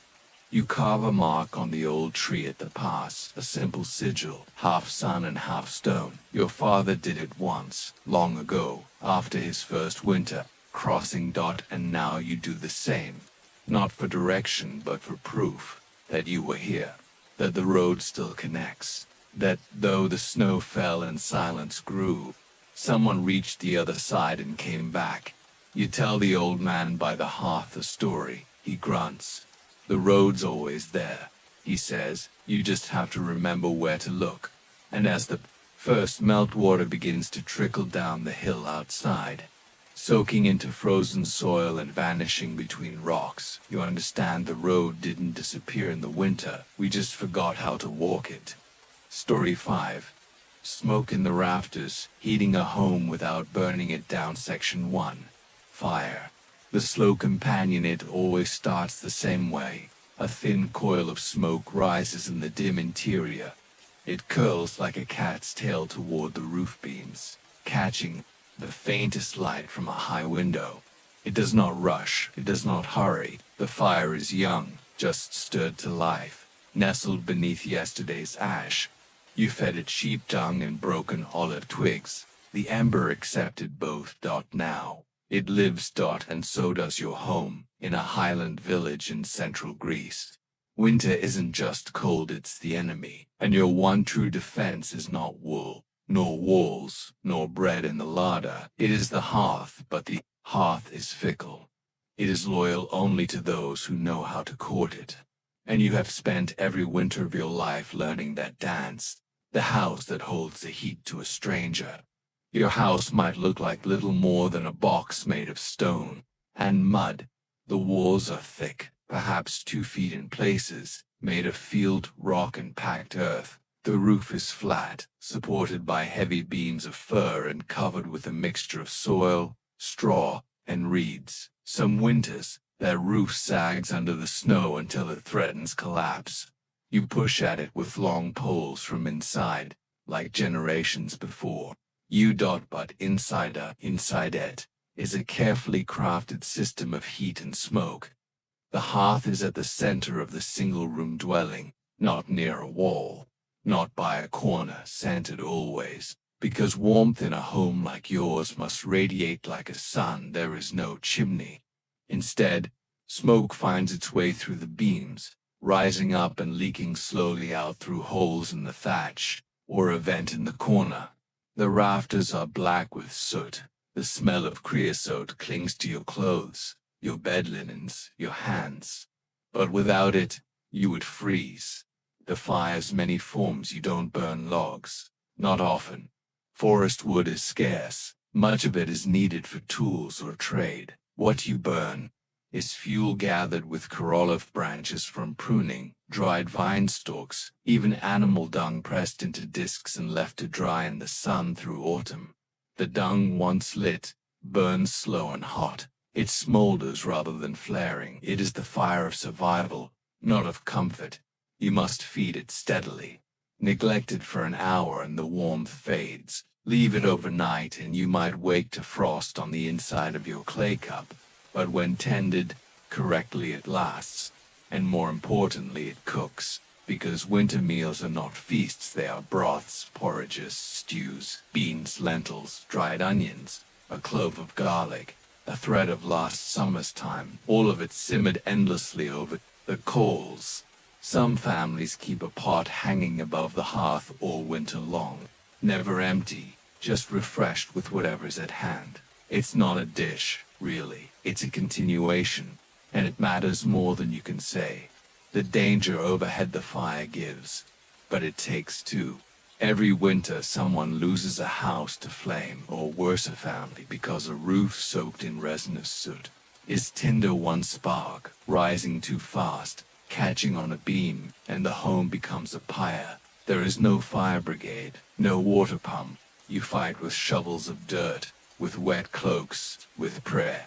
It's why you keep the fire low, always low. A too hot flame is a threat. A house that burns too bright is a house that risks burning forever. Some families dig a shallow pit into the floor to keep the fire below the walking level. Others build stone lips around the hearth to stop embers from rolling into the straw bedding nearby. Children are taught from their earliest memory not to run near the fire, not to play with sticks, not to blow on coals. There's a word in your dialect, gupna crack smoke bed. It refers to the place where elders sleep closest to the hearth, beneath the smoke drift, where warmth and suffocation live in delicate balance. They call it that with both reverence and fear. The air you breathe, you cough, more in winter than in summer. Everyone does. The air is thick, always. Ice water. The children's noses run black when they wipe them on their sleeves. When you lie down, your lungs feel heavy, the way the rafters look, and yet no one complains. Because the alternative is silence, not peaceful silence, but cold silence, fireless silence. In the dark corners of the house, mold grows where the air is still, pottery cracks if left near the draught. Mice steal warmth as much as crumbs. You tuck your feet beneath the wool of the person beside you and give thanks for the sting of smoke in your eyes. Better that than frost on your lips. The ritual of rebirth each morning. When you stir the ashes and coax a fresh flame from the coals, it feels like a kind of resurrection. You are not just warming a room, you are reviving life. The house shifts, the dog rises. The clay walls glisten with dew as the warmth pushes back the breath of night. You are the priest of this tiny shrine, and your altar is dung and ash. You open a jar of oil, just a finger's worth, and drop it into the stew. You hear the hiss, the soft crackle. You stir clockwise, always clockwise. The old women say it binds the heat. When the sun finally slips above the hill and spills its pale light through the smoke hole, it finds a room not full of comfort but full of survival, a different kind of holiness, not bright, but enduring. Section 2. Winter inside the walls. Outside, the frost bites, stone and soil alike. The ground is stiff, and walking across the yard feels like stepping on bone. But inside the house, the rhythm of winter continues not as comfort, but as strategy. Fire, yes, but also position, routine, materials. People don't simply survive the cold by enduring it. They shape their lives to hold it back in every corner, crevice and crack. And the hearth is just the start. Cloaks on pegs, layers on skinio. Winter garments aren't elegant. They're not designed for beauty or freedom of movement. They're thick and stitched from coarse wool, goat hair, and anything else you could card before the cold set in. Cloaks hang near the door, heavy with moisture from yesterday's snow.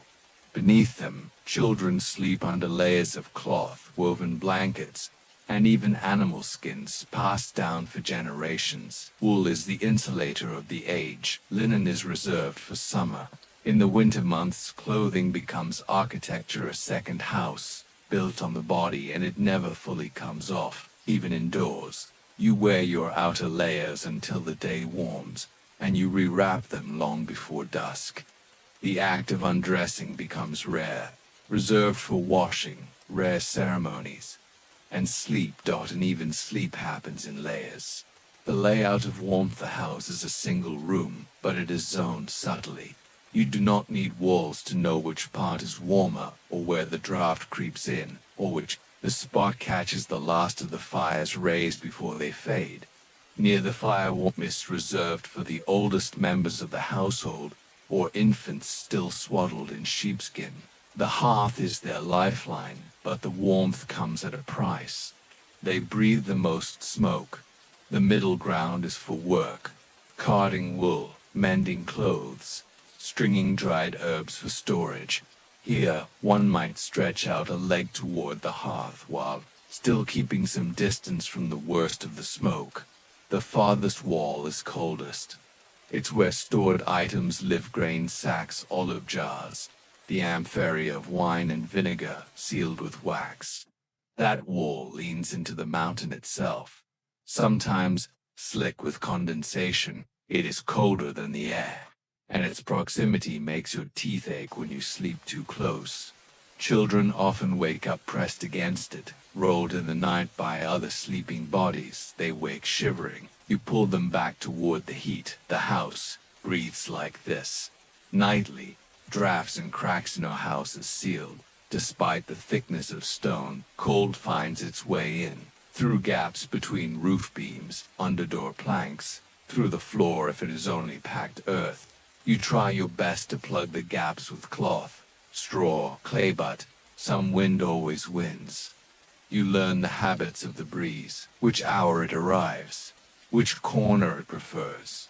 When the northern wind hits, it comes with the scent of the mountain's pine, frost, smoke from other villages. You know it before it enters. You smell it in your sleep and you move accordingly. You shift sleeping places, hang old cloaks across doorways, stuff olive sacks against floor seams. There is no insulation, just management. You don't fight the cold directly, you outsmart it. Sometimes a crack in the wall is sealed with beeswax, soft, spreadable, renewable. Other times, with dung, which dries like clay. Some use bits of broken pottery wedged into holes. You make use of whatever the earth gives you because it's not the cold itself that kills. It's the unnoticed breath of it in the middle of the night. The economics of heat. Every ember has a cost, not in coin, of course, but in time, labor, storage. Every stick you burned had to be cut, gathered, dried. Dung had to be shaped into patties and stacked for weeks to be usable. You never burn anything fresh. Smoke is not just a problem for lungs, it is a symptom of inefficiency. Wet wood smokes, poorly dried dung smokes. A hot fire is a luxury. A steady fire is survival. You remember the stories how your grandmother used to say, "Don't waste a flame you can't relight," meaning, never let the fire die. It takes too much to bring it back. On windy nights you pile stones around the hearth to shield the flame. On quiet nights you let it shrink to an ember, hiding it in a bowl of ash until morning. Matches, such things don't exist. A fire starter is a luxury item, often a striking stone and a piece of flint, passed down like jewelry. You still use the old way, sparking steel against rock, coaxing the ember into a nest of dried grass. That it can take 15 minutes just to bring back a flame, so better to never lose it. Company and the sharing of warmth. People sleep together not out of romance, but of necessity. Warmth is most efficiently shared skin to skin, cloak to cloak, breath to breath. Families often sleep in rows, huddled together on straw mats, elders against children, adults with babies tucked beneath their pillowcases. In especially cold winters, neighbors even share fire.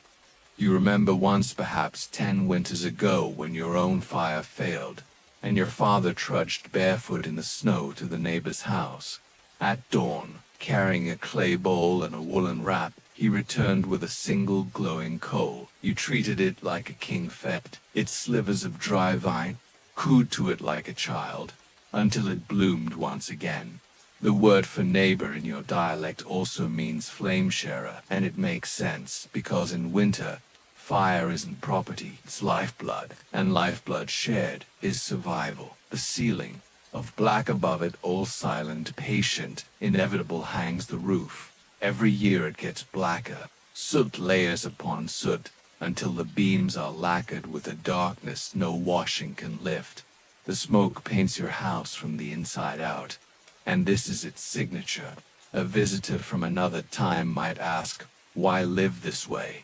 Why not build a chimney? Why not vent the smoke better? Why not clear the ceiling? And your answer is simple, because the smoke, while a nuisance, also preserves it, dries the wood, prevents rot, repels insects. It coats the beams in a protective layer that lets them survive. For decades, even the food cheese meat, fish when hung in the smoke, lasts longer. Mold flees from it. Vermin despise it. The soot is not just a cost, it is a currency, and so you live with it. Eyes red, lungs heavy, hands smelling of ash. But alive. Section 3. The edge of the ember. Morning breaks, not with light, but with breath, your own, visible in front of your face, rising toward the blackened rafters. The sun will come later, but it won't bring much warmth, not for many weeks still. The hearth is down to its last ember. Someone stirs before the rest. Perhaps it's you. Perhaps it's the old woman with the silent walk and stiff fingers. Whoever rises first knows the drill. Don't speak, don't waste movement, and don't let the fire die. You gently poke the ash, still warm, a faint glow. Enough. The ritual of rekindling, the rekindling process, is part science, part superstition. A handful of dried twigs collected in the fall and stored above the beam where its driest are placed first. Then a twist of straw, or goat wool teased thin like webs. You breathe gently on it, one puff, two, a tiny cough of smoke, then a whisper of flame. Success. The household exhales. Even if still asleep, you haven't lost the fire. You feed it slowly, no rush.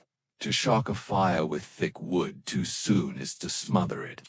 You offer kindling like offerings, letting it stretch and grow. By the time the rest of the house stirs, the hearth is warm enough for hands to hover. In those early moments, the flame becomes a member of the family, reborn every day, fed and protected like a child. The scars of winter, by now your knuckles are cracked, not just from work, but from dryness. The fire warms, yes, but it also pulls moisture from the air. Your lips chap, your skin splits. Everyone bears the marks, small red cuts along the fingers, cracked heels, sore throats that never quite heal, and the cough, it is ever present. No one talks about it much, because what would be the point? The fire that dries the herbs, boils the broth, and warms the baby also steals breath. The smoke is in your hair, in your clothes, in your lungs. You cough sometimes in your sleep, and still, you return to the hearth every morning because there is no alternative. You cannot choose to be cold instead. You cannot leave your body to the stone floor and the frost and hope to rise again. Survival has a price. This is yours. Cooking by flame and instinct. The day's cooking begins. You don't have the luxury of temperature gauges or timers. Everything is by sound, smell, feel. The fire isn't just a heat source, it's a partner you must learn to read. You arrange pot ceramic carefully blackened by years of soot and the flat stones near the flame. You shift them closer or farther depending on the heat. Stew in the back, closer to simmer. Bread near the front, where the heat is fiercest. Dried lentils soaked overnight are now soft enough to accept flavor. A touch of garlic. Some wine if you've got it. And wild thyme, even your ears are trained. The sound of bubbling stew versus the sharp sizzle of bread crust too close to the coals. No 2 days fire behaves the same. You adjust, you listen, you adapt. The old joke goes, only the fire knows when the bread is done. You smirk when you hear it again, because it's true. A room full of smoke, a house full of life. By midday, the air is thick, not just from smoke, but from the day's tasks. Cheese curing on hanging slings, a rabbit skin stretched across a wooden hoop to dry, clothes steaming on sticks set near the coals, not because they were washed, but because they froze stiff. Overnight, the smoke doesn't hang in a perfect line near the ceiling. It drifts, it coils down toward you at times, pushed by unseen currents. If a guest enters suddenly, the draft sends a smoky ribbon into their face. They cough, and you apologize with a shrug. You're used to it. They will be too if they stay. The winter. Children play near the wall, drawing in soot with wet fingers. A toddler falls asleep under the table, face streaked with ash. It's normal. Even your animals, the ones allowed indoors in the worst of the weather, huddle near the warm. A goat dozes with its nose against the hearthstone. A chicken perches on a beam overhead. It's not neat, but it is functional. A system born of need, not luxury. Lessons in smoke and silence in the evenings. Before the sleep mats are laid down again, there is often quiet. Not just because of exhaustion, but because the fire draws everyone into stillness. The flicker of flame, the warmth against the knees. The stories told softly, barely above the crackle. This is when wisdom is passed. not through lectures or books, but murmured tales about the winter 3 decades past when the snow reached the windowsill, or the year the fire collapsed the roof beam. The house remembers. The rafters soaked in smoke are not just wood, they are record keepers. The blacker the beam, the older the memory. Some claim you can read a house like a tree, layer by layer, fire by fire, and perhaps it's true. Each streak, each soot trail, each browned curve of stone is a remnant of last winter, and the winter before, and the one before that. The smoke will outlast you when you leave this world. Your house will stay. The soot won't vanish. It will darken further with each generation, until it is deep and glistening like tar, until the beam gleams faintly in firelight like polished obsidian. Your grandchildren will add their layers. Your fire will not be remembered in stories, perhaps, but its warmth, its pattern, its smoke, will be felt long after you're gone. Even if they replace the hearth, the ceiling will still bear your breath, your cough, your struggle to keep the ember alive one more night, and maybe, many winters from now, someone will look up at that blackened ceiling and wonder, how many winters did it take to burn that dark? They won't know your name, but they'll feel your fire. Story 6. Shivering in the Agora, the market that never slept even in winter. Section 1. Frost on the stall. You step into the Agora before the sun. You have to, everyone does. Because in winter time it's more slippery than ice. That the Agora, the bustling marketplace at the center of a Greek polis, is never truly silent, even when the air bites at your face and the stone pavement threatens to crack your sandals. In the depths of winter, its rhythm changes. The shouting is softer, the laughter rarer, the transactions colder literally and metaphorically. But still, it lives, because hunger doesn't care about the season, the cold calculations of a winter market in summer. The Agora is loud, loose, and almost theatrical. Bakers cry out over one another. Poets declaim for coins. Farmers argue prices while sweating through their tunics. Winter changes all that now. Everything is subdued. The fishmonger's breath fogs the air as he arranges his catch, and he works fast lest his fingers freeze. The pottery seller has a brazier hidden beneath his stool, more for his toes than for charm. The olive oil vendor keeps his amphory close, lids on tight, because even a sharp chill can alter the oil's consistency. For the merchant, the stakes are higher. People don't browse in the cold. They come with lists in their heads and frost in their bones. They want to buy, barter, and go for the customer. There's no strolling, no idle debate over figs or fancy. It's need over want, function over pleasure. Winter is not for whimsy. Cloth over stone. The stalls are simpler in winter. Gone are the decorative linens and dangling trinkets. In their place, thick woolen cloths tied across open fronts to block the wind, often with weighted stones at the bottom so they don't flap into customers' faces. These make the stalls seem like miniature tents, less inviting, more fortress-like. Vendors sit inside, huddled in cloaks, counting coins with numb hands. They talk less. Their eyes do more work, now scanning for familiar buyers, reading faces for warmth or threat. The Agora's famous openness is partially lost in these months. It becomes a maze of veils and hunched figures. From a distance, the color drains at tonally grays, browns, and the occasional glint of bronze remain. The sun, when it rises, doesn't warm, it merely points out how long the shadows are. The sounds. Beneath the frost, winter has its own sound in the Agora. You can hear footsteps on stone softer than in summer, padded by thick soles or makeshift wrappings. The calls of merchants are lower in pitch, hoarse. The clink of coins is louder, too, as if the cold makes every drop of metal more metallic. Coughs echo from beneath cloaks. Children shuffle near fires set in clay benches. The laughter, when it comes, sounds sharp and unexpected, like something escaped rather than shared. Sometimes a goat bleats or a cart creaks, but mostly the winter agora hums rather than sings.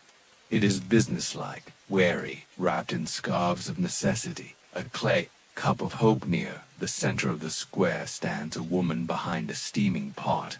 She is not young. Her hands are red from cold, but she serves something rare, warmth. She sells cups of spiced wind diluted, yes, and cheap, but heated. People gather not just to drink, but to bask in the steam. Some pretend to buy just for the warmth of the cup in their hands. Others linger in hope she won't notice them holding the same cup too long. This is not charity. She watches every refill, but she's known, trusted, respected. You might owe her a coin, but she won't embarrass you, at least, not until spring. She has her own fire in a metal brazier, coals glow faintly red beneath. She knows how much wood to use. Firewood is precious, here, and expensive, but without the scent of warmth, her store would fail. So the fire burns because survival in the agora is also performance. Barter in a world without abundance in summer. The baskets overflow, fruit glistens, grains mound. High sellers compete with generosity. In winter the baskets are shallow, the figs are dried. The pulses and tills, chickpeas, broad beans are stored in sacks and sold by weight. Olive oil is thicker now, stored in sealed amphorae, kept indoors until just before sale. Wine is sourer, cheese is harder, bread is stale unless you come early in. Yet, everything costs more. This is the paradox of winter. Less to buy, more to pay. The vendor blames transport. The buyer blames greed. The philosopher blames the gods. Barter increases now. You bring a broken stool leg to the carpenter in exchange for a sack of flour. You trade a half-worn cloak for a week's worth of salted fish. A child is sent to offer a handful of thread in return for 2 onions. Some barters are old and arranged. Others are desperate and raw. 3 eggs for that knife. Someone says, "It's not even sharp." Someone replies, "Neither are my teeth anymore." Comes the answer, no one laughs. A marketplace of memories even in the cold. The agora remains more than a place to buy things. It is where elders gather to grumble about when winters were worse, where philosophers still murmur about virtue beneath chattering teeth, where lost boys beg for scraps and angry wives wait for husbands at the fountain. You walk its aisles wrapped in a worn kitten, a scarf over your mouth, hoping to finish your errands before the frost deepens, but you pause because near the edge of the square, where the stalls thin and the stone gives way to dirt, an old man plays a flute. It's not a good flute. His fingers are stiff, but the notes drift, soft and lonely. Some people slow as they pass. A few drop a coin in his bowl, not for the music, but for the defiance of it. In this market of frost and frozen faces, even a crooked tune becomes rebellion. A small girl stops, her cheeks are raw. She dances awkwardly briefly, then her mother pulls her away. Still, her heartbeat, the agora remembers how to smile. Section 2. When supply lines freeze, you are back in the agora. It's not dawn this time, it's late afternoon. The light is thinning, slipping down the walls like a spilled amphora. There's a bite in the wind, and today, the merchants are nervous. Something's missing. The carts from the countryside are late. Again, roads of mud and ice in summer. The roads to Athens and its satellite towns are dusty, hot, and choked with mule traffic. But they are predictable. A farmer knows how many hours it takes to carry olives from the grove to the city wall. A shepherd can plan his trip to arrive with cheese before the midday crowd. In winter, those same roads turn traitor at heavy rains, leave them as deep ruts of sticky mud. And when temperatures dip far enough, yes, even in Greece the surface ices over just enough to fool a wheel before cracking under it. Wagons topple, mules slip. Drivers curse the gods, the roads, and sometimes their own stubbornness.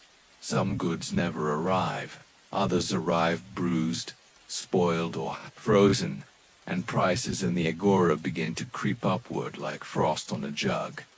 Winter brings not just cold but risk. Trade in the classical Greek world depends not only on the weather but on trust. On these months, that trust wears thin. A vendor who normally sells figs might suddenly have none for days. His reputation suffers. A potter whose skill can't be kept hot enough because firewood costs too much might produce inferior wares. None at all.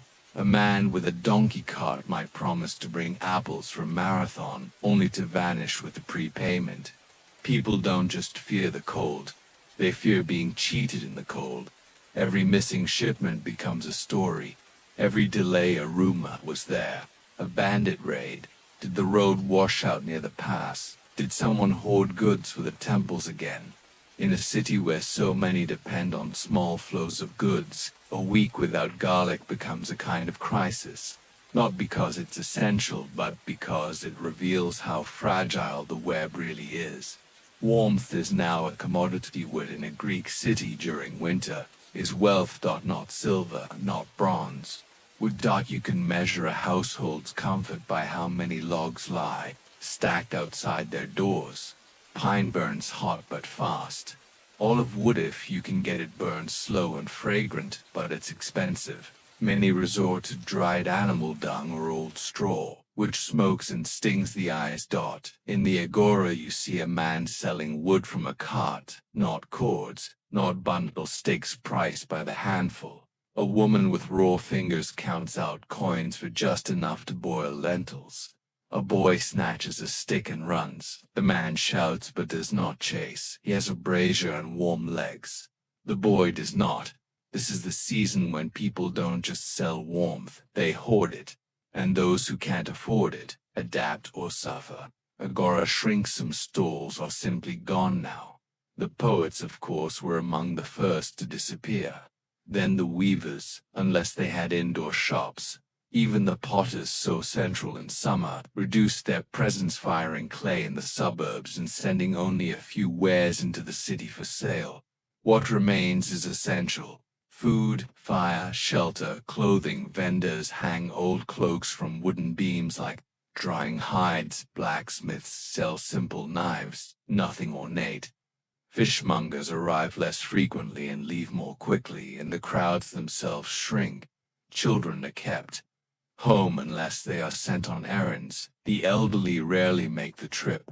Women bundle tightly and walk quickly. Men speak less, spend less, but it feels like the agora exhales once in summer and holds its breath all through winter. Underneath the frost, debts and favors in these colder months. Commerce becomes more than coins. Now is the season of favors remembered, and debts recalled. You might not have enough obols to buy lentils, but the vendor remembers you helped his cousin during a fire 2 years ago. He gives you a smaller portion, but he gives it. Another merchant offers dried herbs in exchange for a pair of sandals. You've outgrown. Beneath the brittle surface of economy lies a softer, more fragile network. Trust, obligation, reciprocity. This is when you learn who your neighbors are and who they aren't. Some take advantage. Some grow generous. Some vanish. The agora doesn't just distribute goods in winter, it measures character. The braziers burn lower. That woman with the spiced wine, she is here again today. But the pot is smaller. She stirs it less frequently. The fire is weak. You approach, cup in hand, but she raises her hand. One per day now, she says softly. She is rationing warmth, you understand. Her eyes tell you she does not enjoy it, but she too must survive. The wine is thinner, the spice more bitter, but it's still hot, and it still matters. You walk away, cupping it in both hands, letting the steam warm your face for a moment before it disappears into the hard air nearby. An old man shivers beside a sealed jar of pickled onions. He hasn't sold any today. You know because you've been watching him. So has everyone else. The stalls are becoming mirrors. They reflect what you bring: fear, fatigue, endurance, kindness, sometimes, but mostly. Waiting. Winter is a season of long pauses in a city that prides itself on speech. The Agora, once the loudest space in Athens, is now a cathedral of silence punctuated by small, deliberate acts. A coin drops, a hand extends, a brazier flickers. Section 3. The city holds its breath. The final days of winter are not always the coldest, but they often feel the longest. You return once more to the Agora, stepping cautiously over patches of half-frozen mud. The stalls are fewer still. The braziers have burned down to embers, and while the worst of the storms may have passed, the market is wary, its merchants thinner, its conversations shorter, its movements slower. There is no feast in the air, only a stubborn kind of survival. The counting of losses. The olive vendor has not returned. His pitch-dark olives in honeyed vinegar were once a steady draw. You remember his crooked smile and calloused hands. Rumor has it his trees were damaged and the frost worse still. His eldest son slipped from a mule cart on an icy road. Others have suffered less visibly but no less deeply. One woman sold all her husband's tools for firewood. A young man traded his father's armor, ancestral and bronze, for sacks of barley. A boy gave up a flute for boiled chestnuts. This winter was not marked by a single disaster, no flood or war or plague, just cold, relentless, daily cold, the kind that wears people down inch by inch, like waves against stone. And now, as the first crocus buds poke through cracked earth outside the city, the Agora takes its tally not of coins, but of what it costs to endure. The first warm day, a study in hesitation then. One morning the air changes. It is not warm, but it is less cold. The wind carries something different, less edge, more scent, dust instead of damp. A softness beneath the stillness. People emerge cautiously, like mice testing the light. A few stalls reopen, but without confidence. Merchants unpack jars with gloved hands, their eyes scanning the sky. The brazier smoke is lighter now. It rises instead of sinking. Someone laughs a dry, surprised laugh. It startles the pigeons into flight. You hear a woman shout across the square. She is calling to a neighbor, not a customer. For a moment, the Agora becomes a neighborhood again. Still, not everyone rejoices. The shoemaker mutters that spring means floods. The lentil vendor warns that it's too early to trust the warmth. A man selling onions insists that the worst frost always waits until after hope arrives, but the crowds return, slowly and cautiously. People are still wearing 3 layers of linen, but their shoulders aren't hunched. Children follow their parents instead of being dragged. The philosophers return to argue. The old men resume their slow walks between pillars. Life, however bruised, resumes its tempo. The invisible changes, yet something is different now. The man who once sold fish now sells pine cones, kindling for those still afraid the cold may return. A woman who lost her husband now sits near the fountain, sewing worn cloaks for coins. She does not speak much, but others come to her now. She has learned to make strong seams.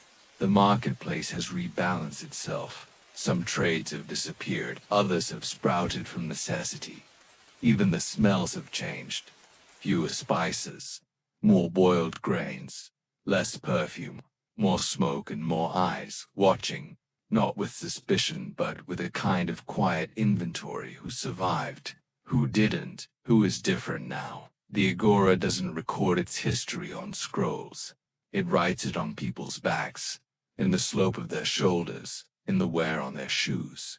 This winter everyone aged not by years, but by trials, and the city notices.